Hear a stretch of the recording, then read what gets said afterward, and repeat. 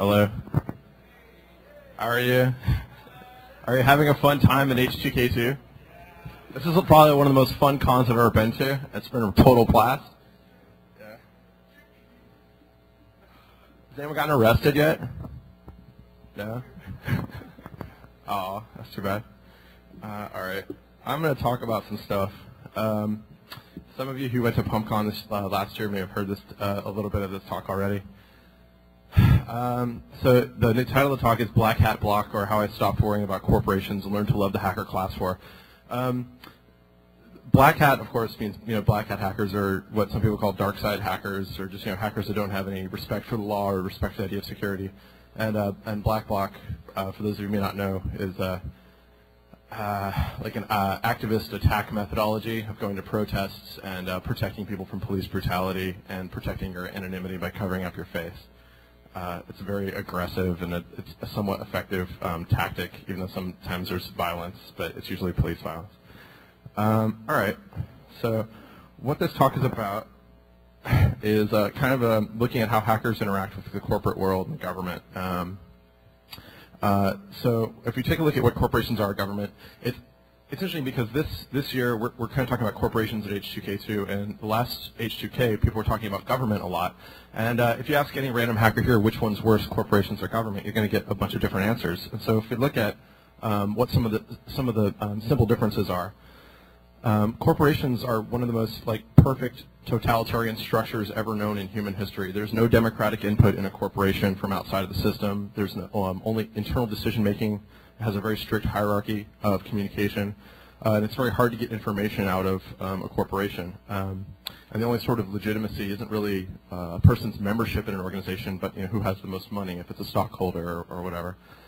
Governments, even though they're heavily influenced by corporations, especially in the United States, they have at least some sort of democratic popular inputs for decision making. We have, to a small extent, trade unions and public interest lobbies and local elections and, the big fake elections too. There's also some sort of public access to information about the government. We have the Freedom of Information Act, we have public court transcripts, and SEC filings, which help us document the corporate interface into the government world. So we can catch, trails of corporate activity by looking at the government's information. I think those are good things. So I think governments are better than corporations, for what it's worth. It could be a lot worse. In Switzerland, for example, there's almost a non-existent amount of legislative framework for getting any kind of information out of corporations. You can't subpoena anyone for their records. All their records are internal. There's no documents because Switzerland's kind of a haven for corporations. So that's the difference between corporations and government. So I'm kind of going to look at the history of hackers in the past 20 years or so. And hackers I define as people, not an abstract term of the version hacker of the word hacker, which means anyone who wants to test boundaries and exceed them and things like that. But hackers who are interested in infrastructure and hardware and software and access to information. So why do we have to deal with the corporate world if we are interested in dealing with infrastructure, hardware, software, and information? We have to deal with the corporate world because they, to a large extent, produce the infrastructure and hardware and software and information. It's in private hands. That's mostly due to the post-World War II Pentagon system, where IBM and Boeing and AT&T, these companies wouldn't really exist very long without intense public subsidy of taxes going towards what's called defense. In fact, here's an interesting number. 85% of research and development in the U.S. electronics industry is subsidized by federal government, and the profits, of course, go to private firms. And that's not to say that we wouldn't have progress of the past 50 years without corporations. It's because the corporations in this sense aren't just the things that, they aren't really the things that are funding the development. They're really the things that are just stealing the funds and making profit off of the development. Whereas, in maybe a more enlightened country, we would all contribute money to an organization to develop the internet, and then the internet would belong to all of us because we all contribute money to it. So that's infrastructure ownership, which is kind of not really a physical thing. It's like the internet. The internet, like most other resources, that can and should be public and are in some other countries, like the television and radio. These are all owned by the corporations. It's a communications commodity. For example, 30 years of National Science Foundation funding and subsidies, finally completed transition in '98 under Clinton to private hands when he gave, the final bit of the internet away from the away from the U.S. government to the Global Internet Project, which is MCI, GTE, and AT&T. So it's like, so we do that a lot in this country. We give away the bandwidth, also the Telecommunications Act gave a lot of radio bandwidth. Like I think the number is $8 billion worth of radio bandwidth to corporations instead of giving it to public broadcasting. So that's like why we have to deal with corporations for hardware ownership, infrastructure ownership. What about information ownership? Hackers are interested in information, and the intellectual property laws that dictate how we're allowed to access and utilize this information, like fair use laws and copyright laws, are greatly influenced by corporate lobbies and treaty trade groups. Treaty trade groups like circumvent democracy, and to a large extent that's what the whole Seattle anti-globalization movement is railing against. Basically, it works like this. If a U.S. trade representative who's appointed by the president or not, and it's not an elected position, I mean the trade representative, not the president. I don't think the president is an elected position either in this country. So if the U.S. If U.S. trade representatives, so for the World Trade Organization or whatever, if they pass a treaty like Wassenaar, Congress passes a law. When we get into a treaty like Wassenaar, all countries are obligated to pass a local version of law that upholds that treaty, which in this country is the DMCA. So that's kind of an interesting way to circumvent democracy, because we don't really have any input into who. We have a very small amount of input. Maybe our congressmen can vote against it, but that's still less of the congressmen who are subsidized by corporations who are voting for it. Also, a couple of times in Clinton and Bush, presidential fast track is this requested legislation that doesn't even require congressional approval for the United States' entrance into legally binding trade treaties. And they're legally binding because the Constitution says Congress allows you to get into, sign treaties with other countries, and they're legally bound by law, which is why UN law applies to us and things like that. So with the presidential fast track stuff that Clinton was trying to get, now Bush is trying to get, and may even get, we take even the smallest amount of democracy out of the decision-making process. So that's why we have to deal with corporations as far as information and infrastructure and hardware ownership. And then if you look at, say, software ownership, new technologies and papers come out from the research community, and that includes colleges that are funded by corporations, and some guy writes his dissertation on a new form of chip infrastructure, and Intel can come along and say, okay, we're going to implement and patent that resultant technology. So they actually own protocols and software and things like, or implementations of protocols and implementations of chip designs and things like that. So that's why we have to deal with corporations. And it's not just hackers that are interested in hardware and software and information. It's also the activist community, like environmental rights groups and local people fighting against corporate rule of their town. They're trying to get access to infrastructure and access to information. There's a really interesting camp in San Francisco, north of San Francisco, a couple weeks ago called Ruckus Camp, and it was supposed to be a technology sharing. I think they're speaking here later today. It's pretty cool. I didn't actually go, but I heard it was really cool as far as sharing information acquisition technologies or hacking technologies with activists who need to know how to use this stuff. So that's why we have to deal with corporations. So if I'm going to go back into history a little bit and talk about how we used to deal with corporations in the hacker world. And by we, I just mean people who associate themselves as hackers. First of all, we didn't pay for anything. Software, bandwidth, hardware, all that stuff is free, in the 80s, and pretty much pre-web. This is I'm talking about history as far as pre-web and post-web, by the way. People who want access to hardware and want access to access and infrastructure just decide that money. It's not actually required. They want the money so that I can buy the software from them, but that's not actually required because I can just take it from them. Also hardware, hackers would find and liberate hardware and get access to hardware and find out how hardware works through reverse engineering or documentation. Hackers would also interact with, these are all things that we're asking for from the corporate world or taking from the corporate world.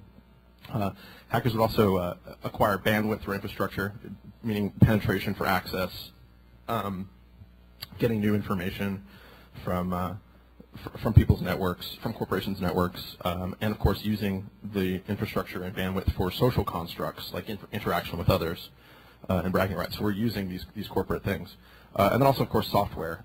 It's a time-honored tradition to acquire software, acquire the source code that you probably shouldn't have, according to corporations, and also intrusion of vendor development systems for the purposes of patching existing operating systems like Solaris or HPUX or Motorola or Linux or whatever. Those operating systems have all been patched because we can penetrate vendor development systems and patch their compilers and things like that. So that's kind of how hackers interact with the corporate world, pre-web. And then also what's interesting is looking at how hackers began to become aware of each other and build communities and collaborate with each other's reality. Being on these networks and meeting other hackers is a pretty exciting thing. Whenever you meet someone that's interested in what you're interested in. So we're going to look at some ways that hackers have become to be aware of each other and interact with each other. So the first I kind of did this chronologically, but not really. The first way we actually interact with each other is through magazines and T-files, things like TAP and 2600, and old T-files like Anarchy Inc. and CDC, and Legion of Doom Technical Journal, and FRAC, and pretty much just go to textfiles.com and all the hacking section. All those, we're sharing information on systems, and not just sharing information on how to get into systems and how tech stuff works, but also expressing and building the hacker culture of not accepting the illegitimacy of corporate control of access, the hacker culture of not accepting the illegitimacy of corporate control of information or corporate control over public policy decision making. Those are all really important ways of interacting with each other that continue to this day. Another way we interact with each other is through BBSes and Usenet and mailing lists and voice bridges and comps. These T-files kind of lead to collaboration, people wanting to actually have real-time talking to exchanges with each other. And BBSes and Usenet mailing lists and things like that, they led to and comps and stuff. They lead to the organization of hacker groups, which are actual social entities. And then after that we have parties. We have face-to-face meets, things like BBS meets or demo parties or 2600 meetings, or hacker parties like this one, and PartyCon, HoHoCon, SummerCon, DEFCON, Galactic Hacker Party, all those things, which means that we're able to meet face-to-face, and that really improves communication and solidarity of different goals. Oh, hey, you think that way too? That's really a relief. I thought I was the only person who thought this way, kind of thing. And so then, as people can meet face-to-face, we start to see the forming of actual hacker groups and the various models, which can be categorized by methodology and intentions. There's hobbyist groups like the CCC. There's bandwidth and hardware co-ops like the Loft, places that need a bunch of space to hold a bunch of stuff or have bandwidth. There's physical crash pads and workspaces, and then there's also the intentions, intentions of having, owning lots of stuff or trying to help out a neighborhood or whatever. And then another methodology is virtual confederacy, the hacker groups that never really meet in person but are always online on IRC channels.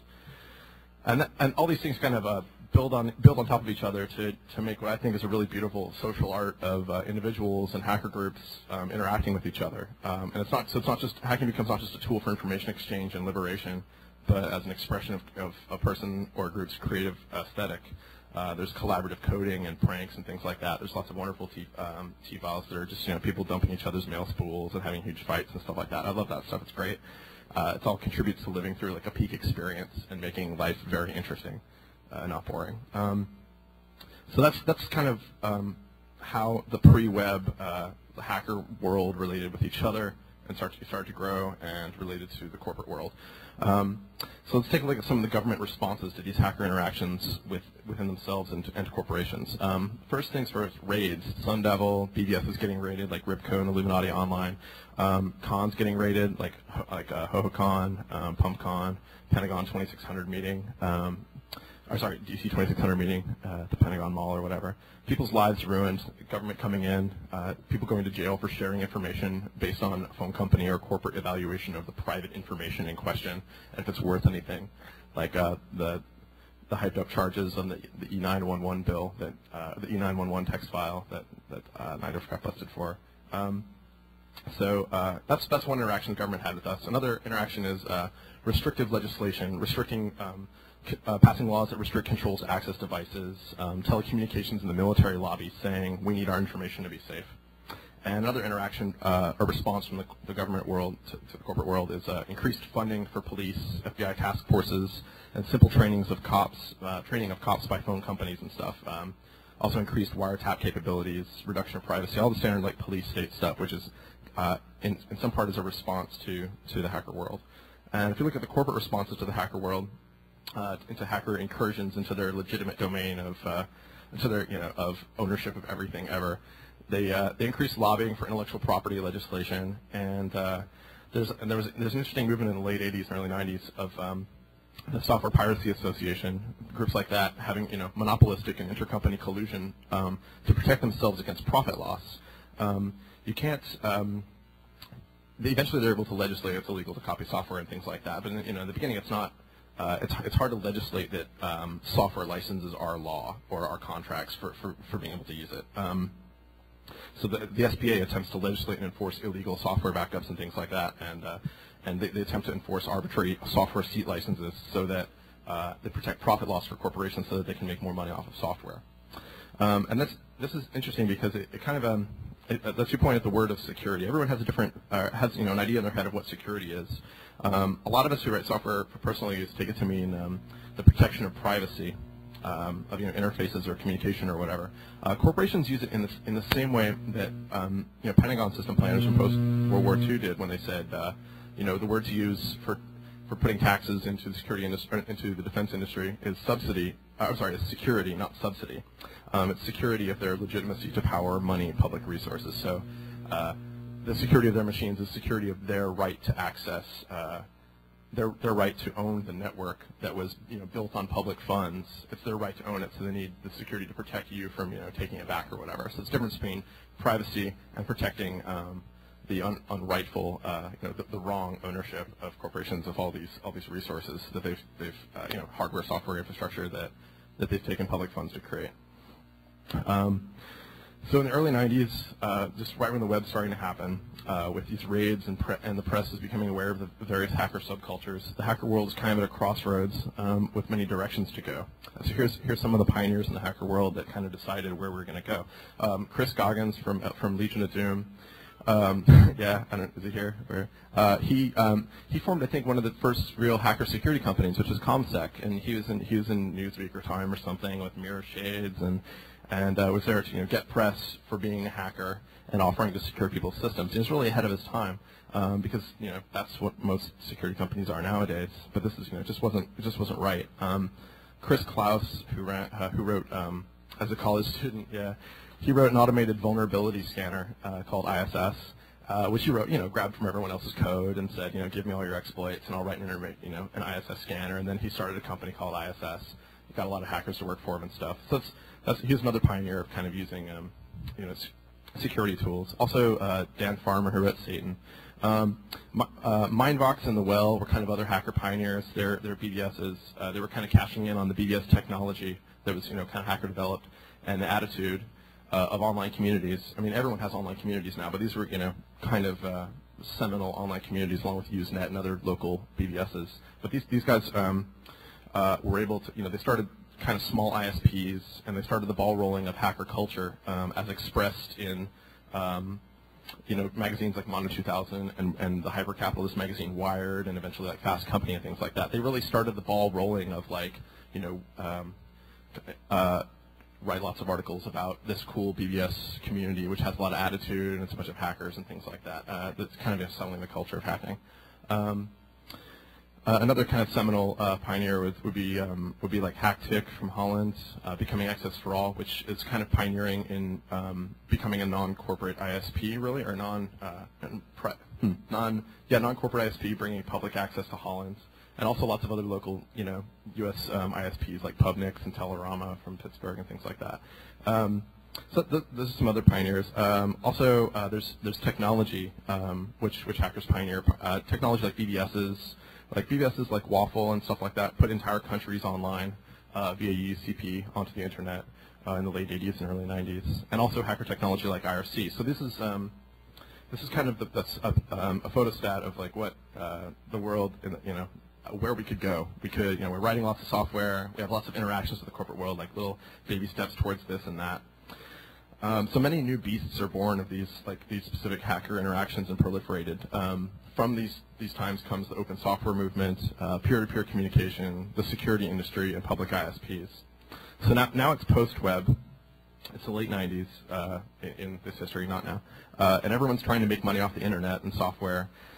And we can take a look at how, after the web has happened, how hacker interactions with corporations and hacker interactions with ourselves have changed over the past 10 years with the introductions of these new constructs that are, if not strongly influenced by outright products of the hacker movement, the constructs of open source, security industry, public ISPs, things like that.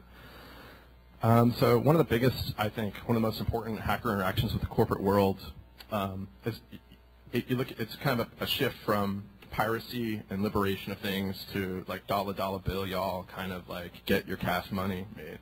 One of the most important ones is the security industry. ComSec and ISS and those other companies spawned other business models like Cambridge Technology, AtState, Guardant, BindView, based on penetration testing, code auditing, network infrastructure protection, application framework security policies, protecting banks, public key infrastructure. Millions of dollars a year are spent towards security services, which are started by hacker-run companies and expanded to the big 6 or big 5 or whatever, how many there are, accounting firms like KPMG and Anderson and Deloitte and Touche. IBM, had security. Remember that ethical hacking campaign, the ethical hackers you could buy to come in and hack into your network. So the hacker interactions with the corporate world are these hackers building security companies to kind of create the security industry and really cash out on it. Like Pete Shipley went to work for KPMG as their head of security for a long time. KPMG is one of the big 6 accounting firms. So that's a really important development. Another important development is free security assessment. Code reviews of open source software to fix security bugs. Plus very magnanimous free code reviews and security auditing of commercial software like Microsoft IIS and Windows and Solaris and HPUX and things like that. That's basically a free service for corporations that they can make their things more secure now. They can because people write bugs about them and post them to Bugtraq. Their stuff is more secure for free, and they get a little bit of publicity out of it too. And that's a really interesting development. Also, new kinds of hacker groups have come out with the intention, like a new kind of model has come around with the intention to sell out or get funding or to be a security company. Like people get together and say, hey, we can be a security company together. Like Loft, for example, gets together and says, okay, well, here's a company that wants to start a security company. We can sell the Loft to them and become a security company. That's a really interesting development, I think, in the hacker group model. And you also have individuals and groups themselves posting exploits and harshing on software as basically a resume to get hired. You post a Bugtraq and you get really known as a really famous gadfly, and then like Serdistic from the CDC, and then all of a sudden you get hired for Microsoft. Like SD works for Microsoft now, and it's just like it's a really interesting progression. I kind of see the cycle as this: you post a fix to a bug, you gain some reputation, you post some Bugtraq posts, you work on resume, you're releasing software, and then you get offered a job, and then you start companies, and this is all feeding into the security industry, and I'll say why that's an interesting thing in a second. So those are kind of some hacker interactions that are now with corporations. It's also really interesting to look at our hacker interactions with ourselves, like how we treat each other. As mentioned before, hacker companies get founded, hackers recruiting other hackers, hackers doing startups together to get some cash and feed money into the stock market, the software industry, the security industry. And you really become these institutions, or at least you start sharing the values of these institutions. The values of money makes right, software and information security is the same as privacy security. Other hackers deserve to go to jail for getting caught. Security industry can get AT&T and you as well, some fat government contracts. Here's a really interesting case study is actually the Loft again. So when the Loft went in front of Congress to testify at the behest of NIPSI, the National Infrastructure Protection Center, talking about how they can get into any network in the United States, within a minute or whatever. A direct result of that interview, of that in front of Congress, is increase of FBI cybercrime funds and NIPSI funding. And then, Loft itself, and when it became AtStake, or when it got acquired by AtStake, and as individuals themselves, they enjoy federal security auditing contracts while increasing, which is really interesting because they're going in front of Congress and saying, you need to increase the money that you spend on security. And then and then the government saying, okay, that's great. By the way, here are those security contracts with all that extra money. And so it's, it kind of increases, and so they're making money, sure, but they're also increasing the reach of the police state at the expense of fellow hackers who will go to jail because of these crimes, which is it's just, yeah, it's just not a very good way. It's just weird that how if you adopt the values of this industry that's co-opting, you just start treating your friends like shit. It's like, or if not your friends, but at least, you know, if not friends in person, but friends who used to share similar values with you, of like playing with technology and stuff. Another hacker interaction with the rest of us is with each other is, you know, writing software with your friends to market and make a company. This has gone on for a really long time. You know, just writing software and stuff. But kind of an interesting development is actual hacker software, like BBSes and conferencing stuff like IRC, operating systems like Red Hat and OpenBSD, and Dmitry Skylarov style hacking software. So we kind of get together to, you know, make software and then go into the market, which, you know, also kind of results in you becoming a software company and not, you know, doing the shareware, freeware thing. Another hacker interaction with the rest of the hacker world is hackers talk a lot about money now and how to make it. It was a lot more prevalent during the boom, but there was this Washington Post article about the DC 2600 meeting a couple of years ago about how hackers these days don't even come to talk about technology. They talk about how to exercise their stock options and things like that. And that's a true thing. I've seen at least a couple of 2600 meetings around the United States, maybe a couple of years ago. People just coming in and saying, "Yeah, I'm a hacker. I'm a Unix admin. I mostly just want to talk about how much money I've made and what it's like working in a corporate government." Which is, you know, it's important to communicate those things, but for those people. But it's interesting that it's still the hacking culture that's gone that's, you know, grown into this. Another interesting hacker interaction with the rest of the hacker world is the security industry has had a weird effect on the exploit scene, on the Unix exploit scene, and it's caused it to be a little bit more fragmented. The gestation time for zero-day exploits is like, you know, the amount of time it can exist in the wild before being posted to a security list, and it's been reduced. That affects the ways hackers trade information on bugs and exploits. There have been trends towards like less openness because you want your exploit to still work in a couple months, and if you give it to your friend, it'll get either sold to ISS or posted to Bugtraq or whatever, because so many hackers are working for security companies and, you know, want this like security reputation, so they release these, you know, bugs as their own, or they, you know, I get tons of messages every day from ISS people and things like that saying, "Do you have this exploit? Do you have this exploit?" Because they need it for their job, because they're basically, you know, selling it to ISS to build, you know, a big exploit database. So that's kind of unfortunate because that causes less communication in the exploit scene. You know, you could give an exploit to someone maybe, you know, 7 years ago or something, and it would still work in a couple months, and it doesn't really happen that way anymore. Another kind of interesting interaction that hackers have with each other now as a result of all these changes is conferences. Conferences like DEF CON have become outright security industry conventions. And Black Hat and DEF CON are actually a pretty interesting case because it's kind of it's a two-pronged exploitation of hacker culture. On the one hand, you have Black Hat, which is sponsored by all these big friendly companies like Microsoft and stuff, and it costs $3,500 for the full track for CEOs and information security people and government military people to attend and find out why they should spend all of their money on the security industry. You learn about the latest intrusion techniques from hackers who are there to present their, you know, serious Black Hat talk that they've been working on to present at Black Hat, instead of something a little less corporate like, say, Usenix. But the money that's at Black Hat and all the attention provides legitimacy for your work, and plus you get a free ticket to go to DEF CON, so you're working on your paper for Black Hat. And coincidentally enough, when the CEOs or whatever are done at Black Hat, they get a free DEF CON badge to attend the hacker freak culture sideshow, so you can go and see the people that you're supposed to be afraid of, close and personal, and of course do lots of drugs and watch the strippers jiggle and all that other stuff. So that's the first. That's the first prong. I'm not saying New York doesn't have strippers. Oh wait, you guys don't have strippers anymore, do you? Sorry, Giuliani. Yeah. So that's the first prong of exploitation is showcase of the hacker culture to improve the security industry's bottom line. The second prong is a little bit more obvious one. It's a type of exploitation that should be clear to anybody who has ever paid $100 or $75 for a rave. It's co-opting, packing, and selling the hacker culture to the kids. You pay your entrance fee so you can come in and mill around the $20 t-shirt mall. You check out all the latest talks that are either demonstrations of corporate products or presentations by corporate hackers, people who've made hacker companies. And then you get pushed around by fuckhead security guards who are usually angry at you for being at their party. That's a really great introduction, I think, to hacker culture for a new person who's just, you know, interested in computers and comes here. It's like, welcome to your new identity. Hope you brought your wallet, because that's how you're going to be able to participate.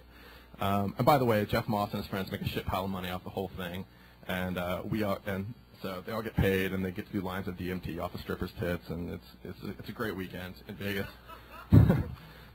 Don't snort DMT, by the way; it's bad for you.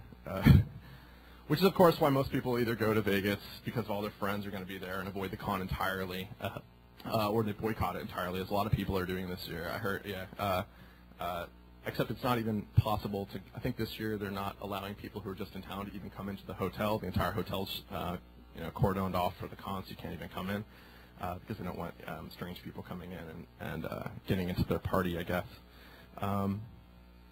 So compare that to this conference. Compare that to HOW last year, which had 3,000 people, or how many ever. HOW, Hackers at Large, the big Dutch hacker conference in the middle of a couple hours outside of Amsterdam. There are no security guards there, and no serious problems. People all just chipping in and saying, oh, we're all going to get together and talk to our shit and do talks and stuff like that. It was a pretty amazing conference, and this one is too. So those are some ways we changed with this new influx of money. And so how have the corporate world and the government responded to us with these ways that we treat each other and the ways we respond to them? Well, the government responds to hackers that we have now, and it's partly a response to the past 20 years of hacker culture, and it's partly just, oh, you're kidding. Wow, I'll go really fast. It's just scary. The government response to hackers is cybercrime funding for FBI has been increased again and again, especially with the Patriot Act. FBI has extended the police state jurisdiction to overseas countries and invites hackers here to arrest them. Hyperfunding of NIPSI, security industry-aided electronic Pearl Harbor scare tactics.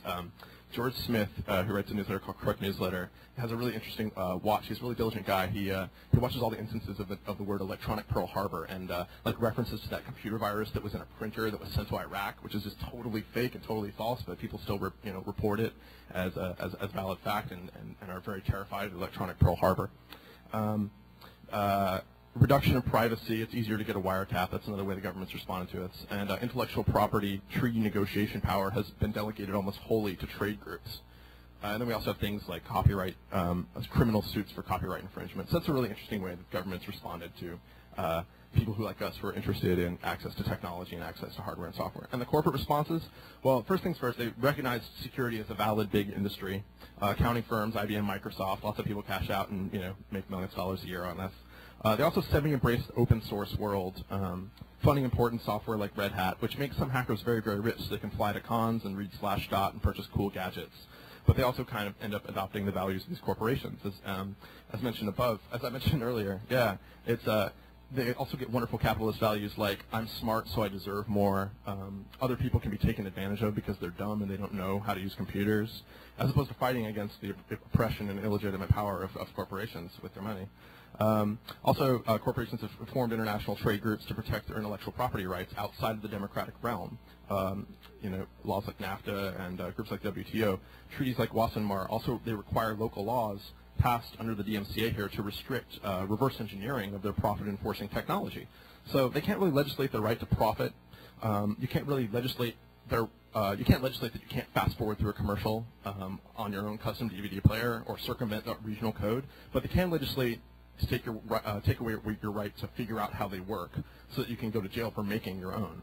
And also, corporations have had collusion with hardware vendors like IDE hard drive creator bits so that it's going to be illegal in a couple of years to use an illegal hard drive on your machine because just to save data on it. Also, other corporate responses to the hacker world are Sun and Digital arresting people like Mitnick for software that they now distribute for free. Like Sun distributes the source code that Mitnick had for free now, even though he went to jail for that, for millions of dollars of damages. And also, of course, Adobe arresting people for violation of their IP. What's that?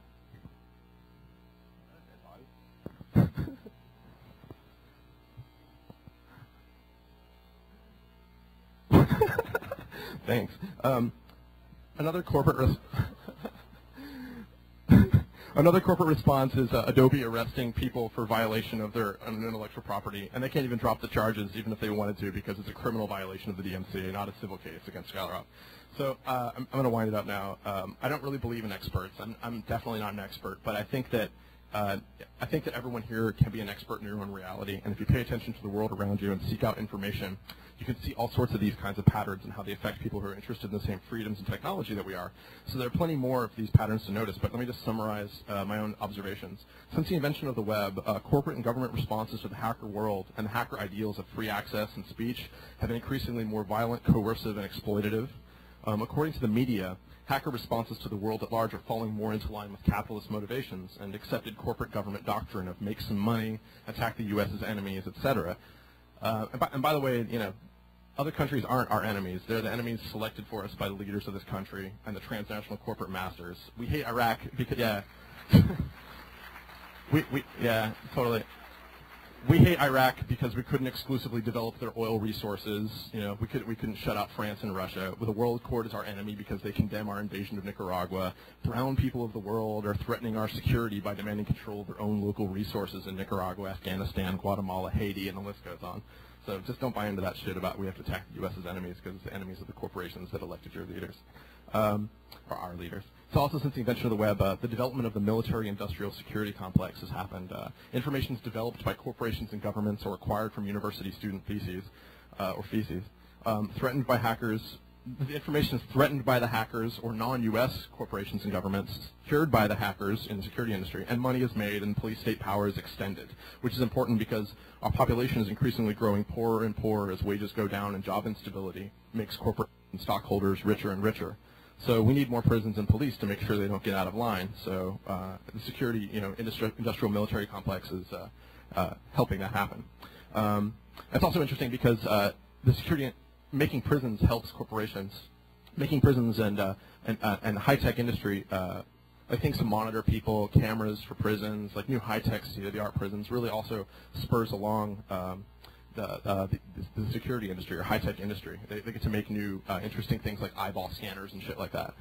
So where do we go from here? This is the end of my talk. I personally, it looks pretty bleak, but I actually personally have a great deal of hope for the actions of the future. There are actively anti-corporate, pro-autonomy grassroots hacker movements all over the world. Local 2600 meetings are a really big one. There are non-DEF CON hacker conferences like this one, HAL, SummerCon.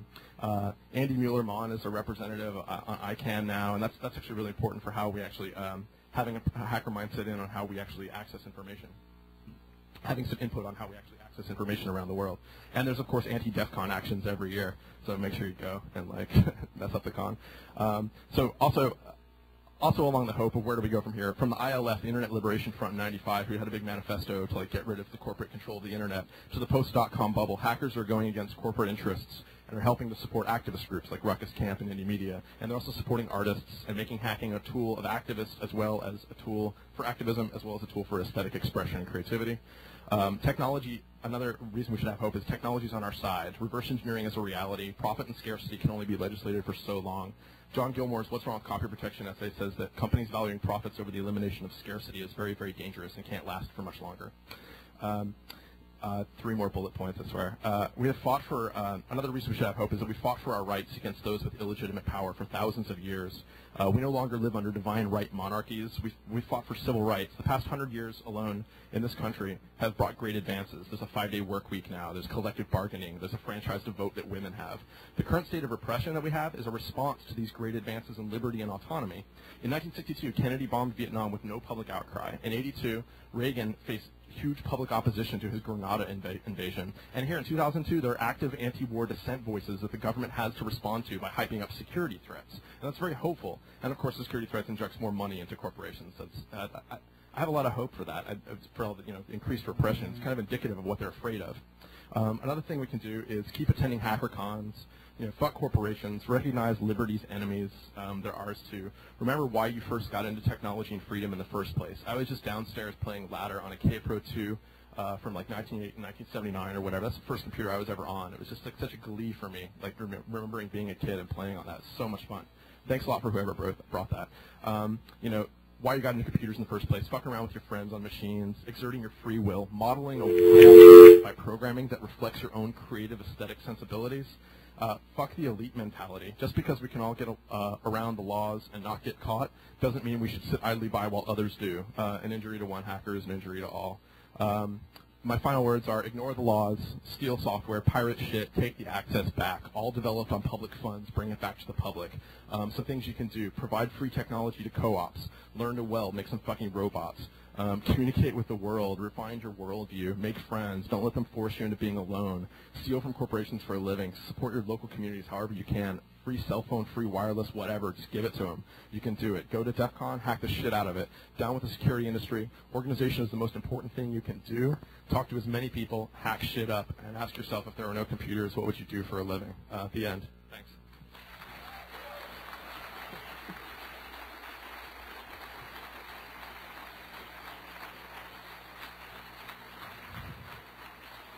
Do we have any? Thank you very much. It's very terrifying to be in front of you all and, of course, express these things because they aren't really expressed a lot of other places, so it's even more terrifying because you think everyone's going to throw rocks at you. Do we have any time for questions at all? Please. The last guy went over. Okay. Are there any questions at all? Great. Come talk to me later if you're at all interested in any of this. Or you haven't? Oh, are you coming up? Uh-oh. What's up? What's your name? My name is Nick. I just have a question regarding shareholders and their right to vote. Does that mean that corporations do have voting rights or not? I mean, you said that there's no one who votes for people in corporations. Yeah. If you buy one share in a company, you can actually vote. Yeah, go and disrupt shareholders. Yeah, shareholders aren't really outside of a company though. They're just at the top. They're, and a lot of shareholders are people who are, on the board of directors and things like that. The people that have, voting stock or the most of it or whatever. Yeah, you do have voting stock within a corporation, but I see you as inside that organization. At the very top is the people who have the money, and give that to them. Okay, thank you. Sure. Hello. Going way back. What's your name? Elliot Harold. Hey, Elliot. Hi. Going way back to the beginning of your talk, you rightly pointed out that corporations are infinitely less democratic than even, than almost any government. And you use that to justify that they're more dangerous than the government. But it occurs to me that the governments have powers corporations don't, such as the power to take away your liberty, your life, large armies of millions of people. They're not quite, there's more than just the question of who runs it. Yeah, okay, so all I'm saying is that I wasn't really saying they're more dangerous. I think they're more interesting to see how we react to them because corporations don't have any democratic inputs, but governments do, even though most of the democratic input into the government right now is corporations. If everyone in this room was actually having a say in the government, we wouldn't be going out and killing brown people and things like that. But instead, it's people who lobby for senators and things like that. So, go ahead. Thanks for speaking first. Oh, awesome, thanks. What's your name? And second, Jeremy. Hey, Jeremy. I mean, you described a chain of events where people develop software, they undertake this learning of knowledge, and eventually people want this knowledge or want their software, and they pretty much sell out in out-and-out words. How would you recommend it to, I'm new to the community as well, how would you recommend people can sustain a comfortable life without selling out? It seems to be their trade-off. I just want to see your opinion on that. Thank you. Yeah, thanks. That's a really good point about how you survive in this world. Yeah, I can only take like one more question, by the way. Which one of you has a better question? So that's a really interesting point of how you survive in this world. And in San Francisco, a lot of .com people moved in who work 60-hour work weeks, and they're not unionized, so they don't really have spare time. And so when the .com crash happened, they're left on unemployment checks, but without any really community to help support them because they weren't able to only work 30 hours a week and then spend the rest of their time developing a support community, which is really important. You move away from your family into San Francisco, and especially if you're in the Silicon Valley. You're not really hanging out with a lot of people besides people that you work with at work, and so it goes away. I guess all I can say as far as a motivation for doing things and supporting yourself is one, build support networks, concentrate on survival, share survival tactics with your friends, and remember that the motivations for being creative that you cater to, those are the ones that will propagate. And so if the only reason to make music is because you're going to become a millionaire, only people who want to become millionaires are going to make music. But if the reason to make music is so that you can get it out there and as many people as possible can listen to it and they can actually respond to you and say, wow, your aesthetic vision of the world made me think of this, then that's what's going to propagate. So I don't have any answer to that, actually. What's the last question, I guess? I mean, part of it's a statement. What's your name? Golgo 13. Oh, hey, what's up, Golgo? I didn't recognize you. I mean, one of the redeeming things is... Wait, I'm sorry, can you speak up? One of the redeeming things is a lot of the security companies that were, hiring hackers, have recently been, fucking over a lot of the hackers. They have hired and said, hit the road, and a lot of people who like 2 years ago were talking at 2,600 meetings about, they're fucking like real cool stock options, have shit for stock options, and a lot of them are, do have the opportunity to go back to their roots. So like what they were doing like 10 years ago, 5 years ago, before they were, testifying before Congress or whatever. I mean, maybe some are eating dog food now, but I think so. There's a lot of good things they can do. That's a good point. If you don't have the $5,000 to buy the really nice machine again, you're a lot more likely to go steal it from another person again, or steal it from a corporation again. Not stealing from people. I don't like that. This has to be the last question, right? Right? All right, cool. What's up? Sorry, man. Come talk to me afterwards if you don't want to. And then I'll yell it really loud so the entire room can hear your question for the other guys. What's up? Okay. What's your name? Dino? Hey, Dino. Hey. Oh, I saw you yesterday, I think, maybe. Yeah. Right. Just a question. You alluded to this earlier. What are your thoughts on things like anti-sec? I'm sorry, like anti-sec? Like antisecurity.is? Yeah. Yeah, that's really interesting. I'm glad that there's finally the dialogue in the hacker world for the past couple years. Anti-sec is antisecurity.is, which is really a waging war in the hacker world of white hat versus black hat, and who's posting to Bugtraq and who's not, and who's selling out, things like that. I'm glad that dialogue can finally happen, and I don't think that dialogue would have happened without the busting of the .com bubble. People like Gobbles and anti-security and all those people can actually, those are really important dialogues happening, and I'm really happy that these dialogues weren't happening a year ago, I don't think, in a public forum, and those are important things to talk about, because right now no one talks about capitalist hacking, no one talks about our motivations to cash out, no one talks about these things, and I'm really encouraged that people can talk about these things. It gives me a lot of hope. Cool. All right, well, thank you very much. Bye.